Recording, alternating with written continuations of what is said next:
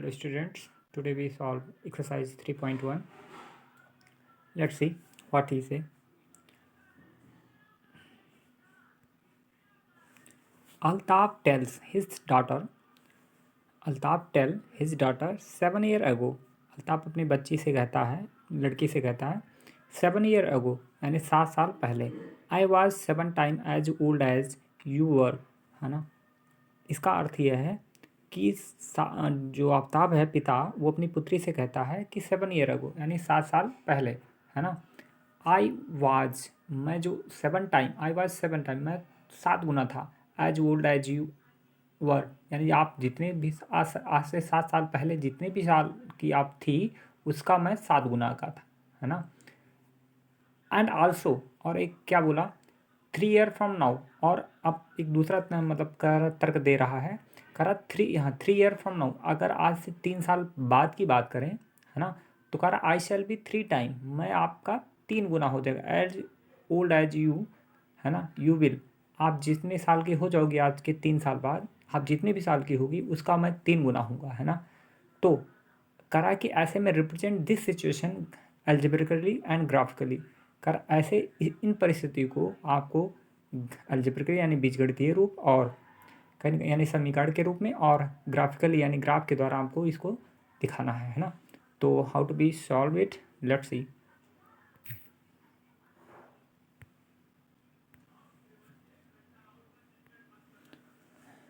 और फर्स्ट पहले हम तो मान लेते हैं, देखिएगा 1 मिनट, हम यहाँ से हटा देते हैं, थोड़ा सा छोटा करेंगे।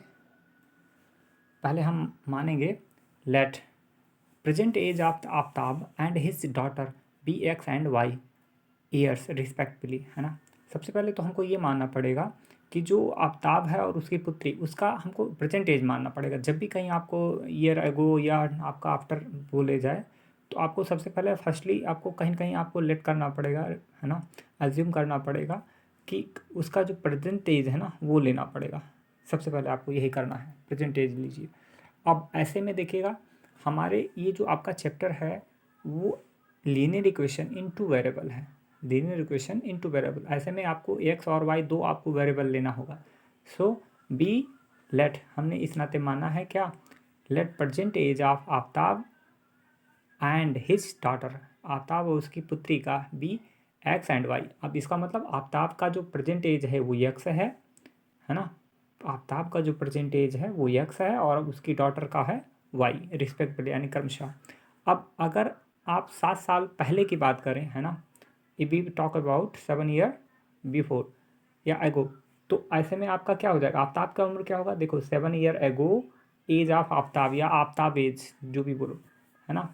आप क्या हो जाएगा x-7, क्योंकि अभी फिलहाल जो प्रेजेंट एज ऑफ आफ्ताब का है वो क्या है x ईयर, और 7 ईयर एगो क्या रहा होगा, 7 घटा के करेंगे आप तो x-7 ईयर।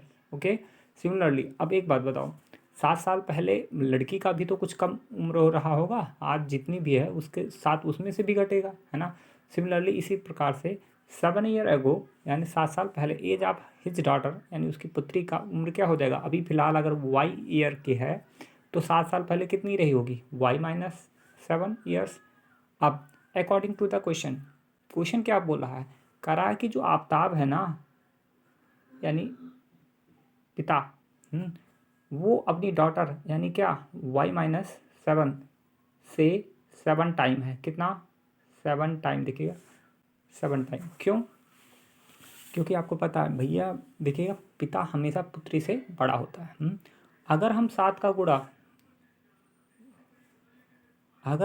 का गुणा, देखिए ये पिता का उम्र है 7 साल पहले और ये आपकी पुत्री के साथ उम्र है, क्या दोनों की उम्र बराबर हो सकती है, चाहे आज की बात किया जाए या 7 साल पहले की बात किया जाए, नहीं, कभी नहीं बराबर होगी, है ना। तो अब ऐसे में दोनों की उम्र कैसे बराबर किया जाए, तो कह रहा है कि भैया जो पिता है ना यानी x-7 वो अपनी पुत्री y-7 से 7 टाइम है यानी 7 गुना है। तो हम क्या करेंगे, हम दोनों को बराबर करने के लिए जो डॉटर है जिसकी उम्र कम है उसमें 7 का मल्टीप्लाई करा देंगे, जिससे कि हम उसके फादर की उम्र के इक्वल हो जाए। जो कम है ना उसी में तो गुणा कराएंगे हम, जिससे कि वो ज़्यादा में के बराबर हो जाए, है ना। जो हाँ, तो देखिए जो हमारा डॉटर की एज है उसमें हमने 7 का मल्टीप्लाई करा दिया, 7 ईयर एगो की बात है। तो अब ऐसे में आपका इस तरफ आपका एक्स माइनस 7 और उस तरफ होगा 7 का मल्टीप्लाई कराएंगे हम अंदर, तो होगा 7y माइनस 49। अब फिर इधर उधर किया तो आपने क्या पाया, x minus 7y equal to minus 42। Equation number first, ये हमारा इक्वेशन नंबर फर्स्ट हो गया। सिमिलरली इसी प्रकार से अब ये भी टॉक अबाउट, आपसे देखिएगा क्वेश्चन में बोला है 3 ईयर फ्रॉम नाउ, अगर आज से 3 साल बाद देखा जाए, है ना, तो आफ्ताब की एज क्या हो जाएगी, खरा आफ्ताब की एज हो जाएगी भैया, देखिएगा x+3, क्योंकि अभी प्रेजेंट एज आफ्ताब का x है, तो 3 ईयर आफ्टर कितना हो जाएगा, x+3 हो जाएगा, यानी 3 ईयर फ्रॉम नाउ, आज से 3 साल बाद आप age of Aftab x+3। Similarly 3 year from now, अगर 3 साल बाद की अगर देखा जाए तो as of his daughter y+3, क्योंकि अभी y साल की है, तो 3 साल बाद कितनी होगी, y+3 हो जाएगी, है ना।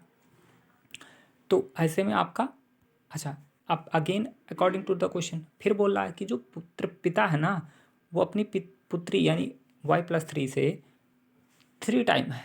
क्वेश्चन अगर ध्यान से पढ़ेंगे आप, तो जो मतलब फादर है, यानी आफ्ताब बोलता है I am 3 time as old as you after 3 year, यानी 3 साल बाद मेरी उम्र तुम्हारी उम्र की 3 गुनी होगी, है ना।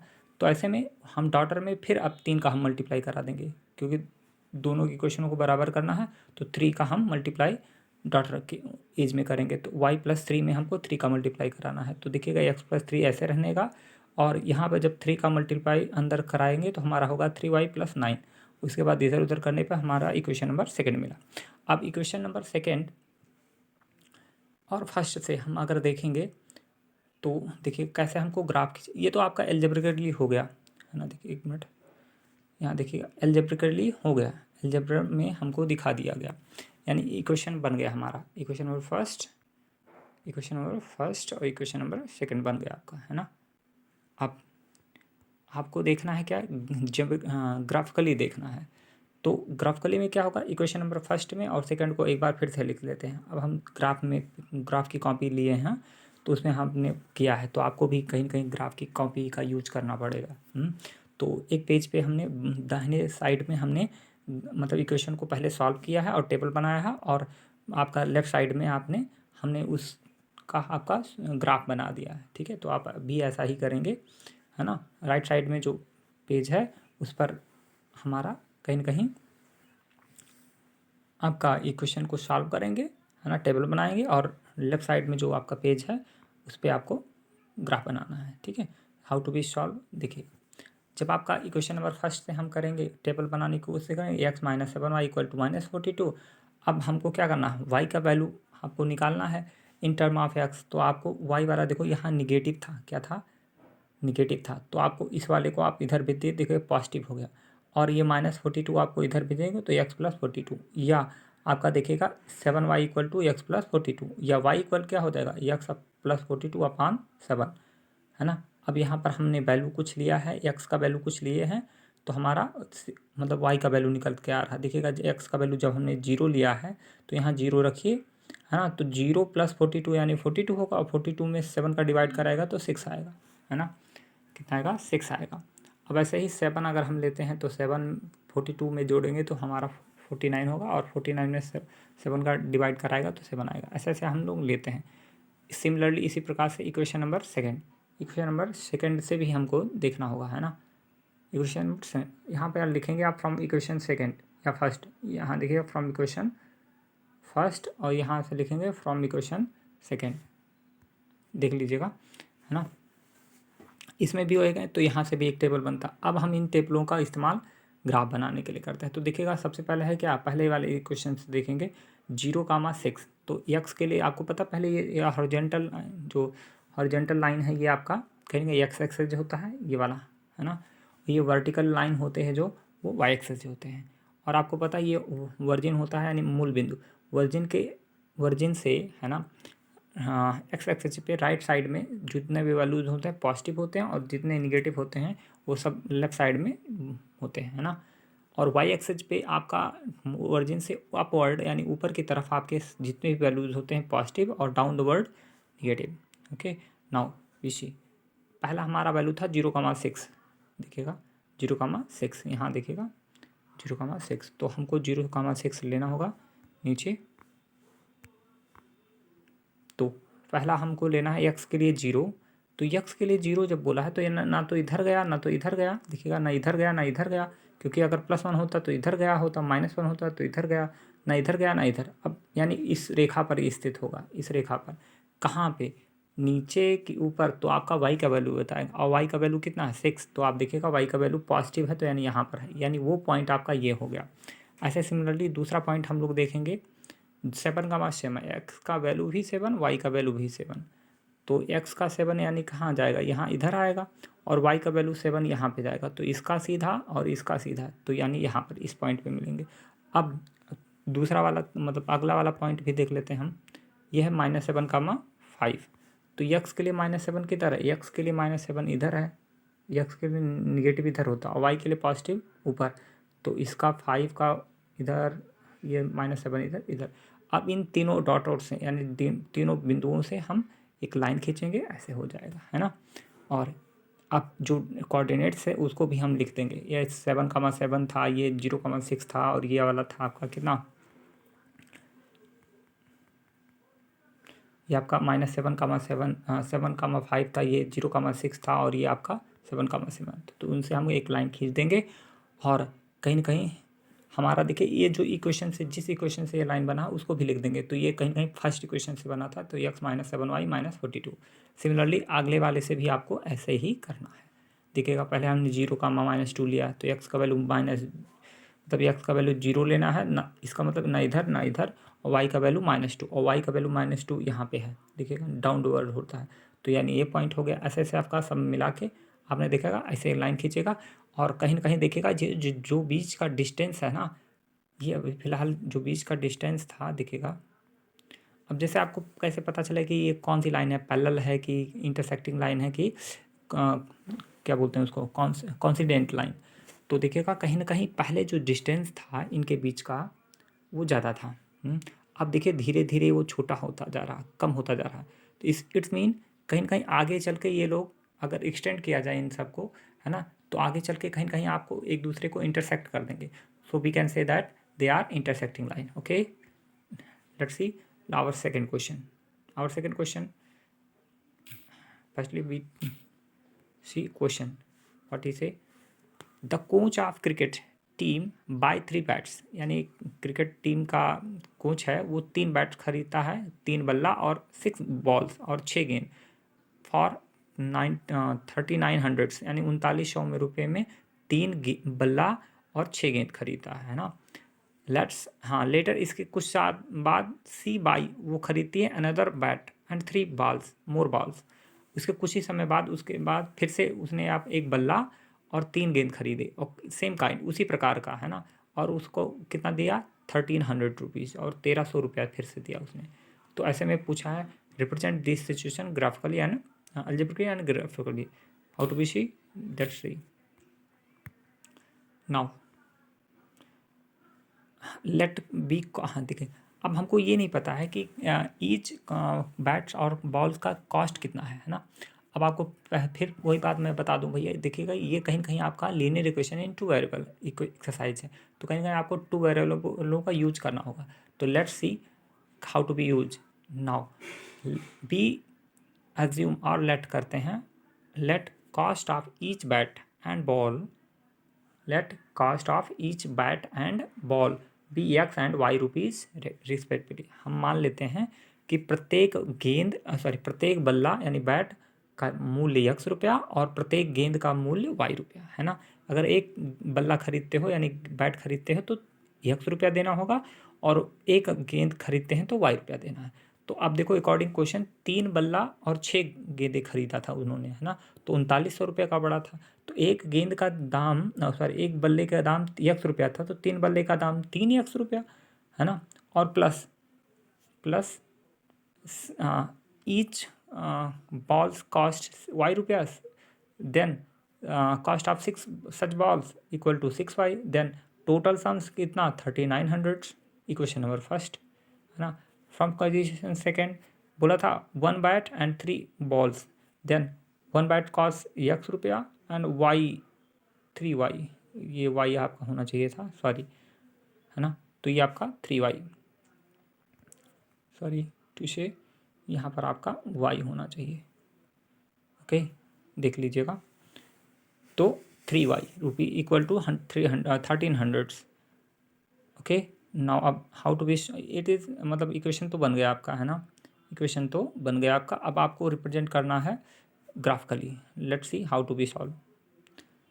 देखिएगा, फ्रॉम इक्वेशन फर्स्ट हमारा इक्वेशन फर्स्ट क्या था, 3x plus 6y equal to 3900।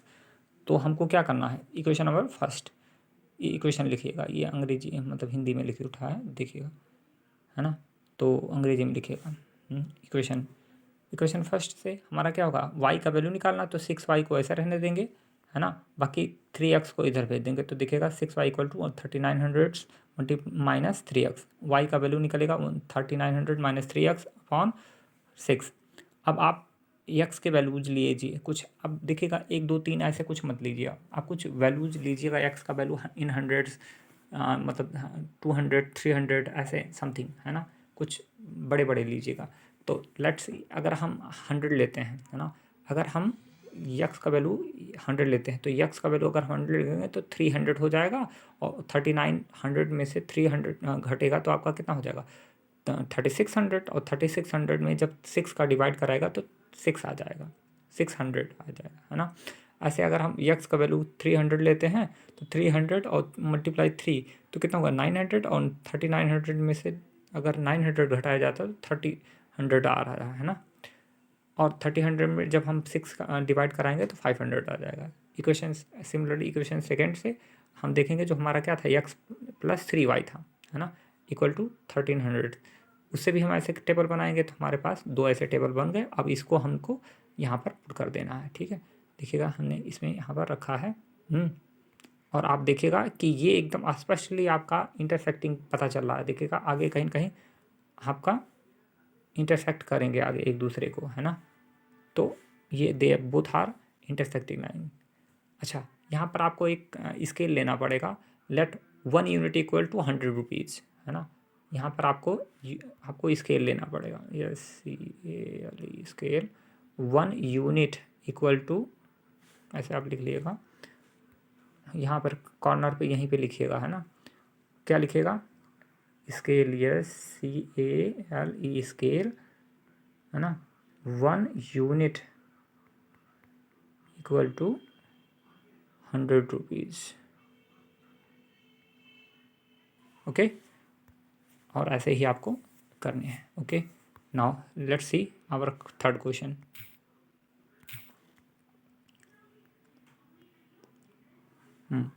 करा cost of 2 kg apples and 1 kg grapes on the one day was found at 160 rupees. करा 2 किलो सेब और 1 किलो संतरे का, 1 किलो अंगूर का दाम किसी दिन 160 रुपये पाया गया। अगर 2 किलो, अगर आप सेब और 1 किलो संतरा खरीदा, 1 किलो अंगूर खरीदा गया तो आपको 160 रुपया देना पड़ा।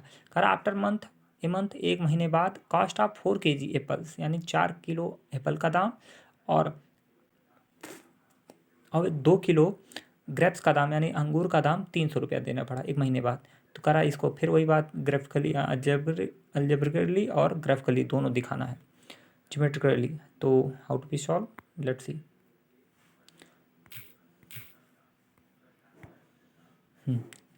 अब हमको पता नहीं कि पर केजी कॉस्ट कितना है दोनों का, एप्पल्स का भी और ग्रेप्स का भी, यानी सेब का भी और अंगूर का भी नहीं पता। तो हमको लेट करना पड़ेगा, let cost of per kg apple and grapes be x and y. इसका मतलब एप्पल्स का यानी सेब का जो पर केजी वैल्यू है, या कह सकते हैं कॉस्ट है, वो ₹1, और ग्रेप्स यानी मतलब अंगूर का जो वो है वो पर केजी आपका ₹Y। अब आवर बाई फर्स्ट सिचुएशन, यानी पहले कंडीशन में क्या होगा, 2x plus y equal to 1600, है ना भाई। 2 kg आपका एप्पल ख़रीदा गया था और 1 kg आपका ग्रेप्स यानी अंगूर खरीदे गए थे, है ना। तो आपका 2x plus y equal to 1600, मतलब 160 यानी 160। Equation number first. By second situation कह रहा है कि भैया 4 kg आपका एप्पल ख़रीदा गया था और 2 kg आपका ग्रेप्स ख़रीदा गया था। तो 4x plus 2y equal to 300, equation number second. अब हमको ये तो आपका इक्वेशन बन गया, अब हमको इसको ज्योमेट्रिकली दिखाना होगा। तो देखिएगा यहाँ पर बाई फर्स्ट इक्वेशन और सेकंड इक्वेशन लिख दिएगा फ्रॉम फर्स्ट इक्वेशन। पहले इक्वेशन से आपका y का वैल्यू निकालना है, तो अब देखिएगा 2x plus y equal to 160, तो y इक्वल टू क्या हो जाएगा, ये 2x उधर भागेगा तो आपका क्या होगा 160 माइनस 2x। अब इसके बाद फिर हमने कुछ वैल्यू दिखेगा 10 ऐसे 10 30 ऐसे कुछ, मतलब 10 20 40 ऐसे कुछ में लीजिएगा, है ना, ये नहीं कि 1 2 3। ओके नाउ अगर हम x का वैल्यू 30 लेते हैं तो y का वैल्यू आपका 100 आ रहा है ना। अगर हम x का वैल्यू 40 ले रहे हैं तो y का वैल्यू 80 आ जा रहा है। ऐसे आपका दूसरे इक्वेशन फ्रॉम इक्वेशन सेकंड से भी आपको ऐसे करेंगे, आपका बन जाएगा। उसके बाद फिर आपको देखिए जो वैल्यू है यही कहीं कहीं हमको ग्राफ में रख देना है। कैसे रखा गया आप देखिएगा, है ना। फिर ऐसे ही ग्राफ आपको बनाने होंगे, है ना। एक्स का वैल्यू जैसे हम लोग एक ले लेते हैं, क्या करना है, एक्स का वैल्यू 30 और वाई का वैल्यू 100। एक्स का वैल्यू 30 देखिएगा, एक्स का वैल्यू 30, एक्स का वैल्यू यहाँ 30 है ना, और वाई का वैल्यू 100, तो वाई का वैल्यू 100। अब इसका सीधा यहाँ पे हो गया। ओके नाउ अगर हम लोग फिर दूसरा वैल्यू लेते हैं 80 और 40, तो एक्स का वैल्यू 40 ये है और ये आपका वाई का वैल्यू 80 है, तो यहाँ पर हो जाएगा। अब इसे एक लाइन रिप्रेजेंट कर रहा है, ऐसे आप खींच दीजिए सीधा, हालांकि आप सीधा कीजिएगा, हमारे हाथ से तिरछा बना है ना। सिमिलरली ऐसे आपका दूसरे वाले का कितना था, आपका 40 और आपका 70 था। देखिएगा दूसरा इक्वेशन आपका 40 70 था एक, और 50 50 था। देखिएगा 40 70 था और 50 50 था। तो पहले 50 50 कर लेते हैं, तो 50 50, तो देखिएगा 50 50, एक्स का वैल्यू भी 50, एक्स का वैल्यू 50 यहाँ है और वाई का वैल्यू 50 इधर है, तो ये सीधा है ना, और ये सीधा नहीं, सॉरी हम लोग गलत जा रहे हैं, एक मिनट। एक्स का वैल्यू 50 ये है और वाई का वैल्यू 50 यहाँ है ना, तो ये पॉइंट हो गया। और एक्स का वैल्यू आपका शायद बोला था 40 है ना, और वाई का वैल्यू 70, तो यानी एक्स का वैल्यू 40 ये है और वाई का वैल्यू 70 ये है। तो अब ये इन दोनों पॉइंटों को आप मिलाते हुए इस लाइन खींचेंगे। अब आप देखिएगा दोनों ये जो लाइनें गुजरी हैं ना, ये वाली और ये वाली एक दूसरे के पैरेलल हैं। देखिए कहीं ना कहीं मतलब इनके बीच का जो डिस्टेंस आपको दिखाई पड़ रहा होगा एकदम इक्वल है ना, तो both are parallel to each other. Okay ऐसा ही आपको करना है। अब अगर हम लोग एक्सरसाइज 3.2 में देखते हैं, तो उसमें भी आपको पहले दो क्वेश्चन, पहले का पहला और पहले का दूसरा, उसको भी आपको ऐसे आपको इक्वेशन बनाने हैं और ग्राफ में आपको रिप्रेजेंट करना है ना। तो how to be represent, let's see. पहले हम लोग क्वेश्चन देख लेते हैं क्या है उसमें, क्वेश्चन में क्या बोला है। इसने बोला है question graph from the linear pair equation, यानी लीनियर इक्वेशन है ना, from the pair of linear equation in the following problem find the solution of graphically. इनका ग्राफिकली आपको सोल्यूशन करना है। तो पहला क्वेश्चन क्या है, करा 10 स्टूडेंट ऑफ क्लास 10th है ना, कक्षा 10 के 10 विद्यार्थी took part in mathematic quiz. आपका गणित प्रतियोगिता हो रहा है कोई, उसमें कक्षा 10 के 10 विद्यार्थियों ने हिस्सा लिया है ना। अब कितने लड़का और कितना लड़की ये नहीं पता आपको। अब देखो बोला कि if number of girls is 4 more than number of boys, कह रहा जो इफ़ नंबर ऑफ गर्ल्स यानी जो लड़कियों की संख्या इज 4 मोर देन यानी 4 अधिक है, नंबर ऑफ बॉयज़ यानी लड़कों की संख्या, अर्थात जो पार्टिसिपेंट हैं उसमें लड़कियों की संख्या लड़कों की संख्या से 4 अधिक है ना। जितने भी लड़के हैं उनसे 4 अधिक लड़कियां हैं। Then how many numbers of boys and girls to part in the quiz. तो बताओ प्रतियोगिता में कितने मतलब विद्यार्थियों ने कितना लड़कों और कितना लड़कियों ने हिस्सा लिया। Let's see how to be. तो हमको पता ही नहीं कि कितने लड़का है कितने लड़की, तो हम इसको मानना पड़ेगा। अब वही बात फिर कि भैया इनटू वेरिएबल है ना, तो let the number of girls and boys be x and y. मान लीजिए कि number of girls and boys भी एक्स एंड वाई रिस्पेक्टिवली। तो अब यहाँ लड़कियों को आपने एक्स माना है और लड़कों को वाई माना है। तो फर्स्ट सिचुएशन में क्या है, करा लड़का लड़की मिला के कुल मिला के 10 स्टूडेंट है। देखिएगा x plus y equal to 10, लड़का लड़की लड़का को मिला के कुल मिला के कितने हैं 10 स्टूडेंट पार्टिसिपेट, तो ये हमारा फर्स्ट इक्वेशन हो गया x plus y equal to 10। And by second situation बोला लड़की जो है ना यानी एक्स, देखिएगा लड़की यानी एक्स लड़कों से 4 ज़्यादा है, यानी बॉयज़ यानी वाई से 4 अधिक है। क्यों? अब देखो क्या लड़कियाँ 4 ज़्यादा हैं किससे, बॉयज़ से, तो अब दोनों को बराबर दिखाने के लिए क्या करना है, लड़कों में 4 जब हम जोड़ेंगे तब तो लड़कियों के बराबर आएंगे। तो ऐसे में यक्स इक्वल टू किसका होगा, वाई प्लस 4। अब हम वाई को उधर ट्रांसफ़र कर देंगे तो x minus y equal to 4, equation number second. अब इसको हम ग्राफिकली में देखेंगे कैसे क्या करते हैं। अब इक्वेशन पहला क्या है, x plus y equal to 10, equation number second है x minus y equal to 4।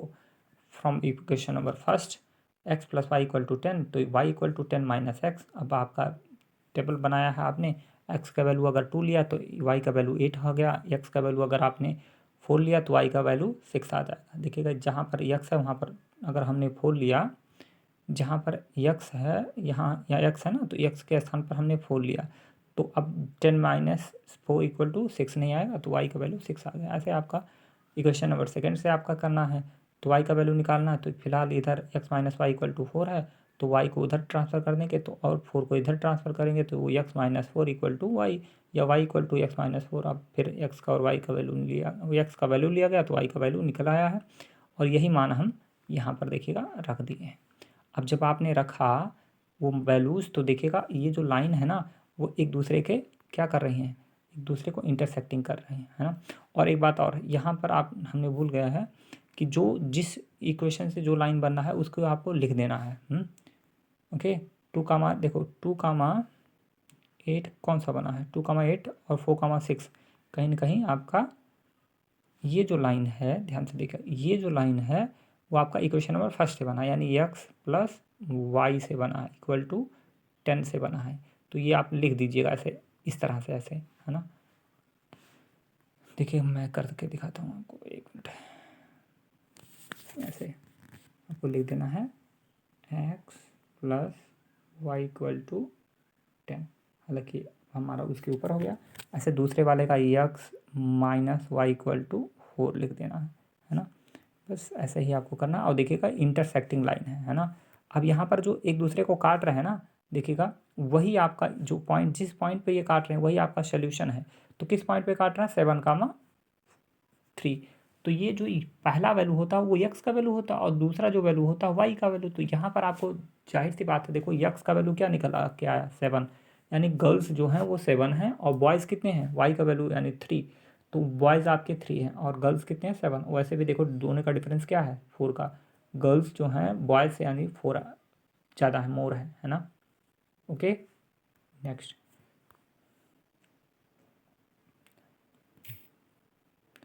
Question करा कि 5 pencil and 7 pens together cost 50। करा कि अगर 5 पेंसिल और 7 पेन अगर ख़रीदा जाए तो उन दोनों का मूल्य 50 रुपया, वेयर जबकि अगर 7 pencil and 5 pens together cost 46। अगर 7 पेंसिल और 5 पेन खरीदा जाए तो 46 रुपया। फिर सुनिएगा, अगर 5 पेंसिल और 7 पेन खरीदा जाए तो 50 रुपये पड़ रहे हैं, और जब अगर 7 पेंसिल और 5 पेन खरीदा जाए तो 46 पड़ेगा।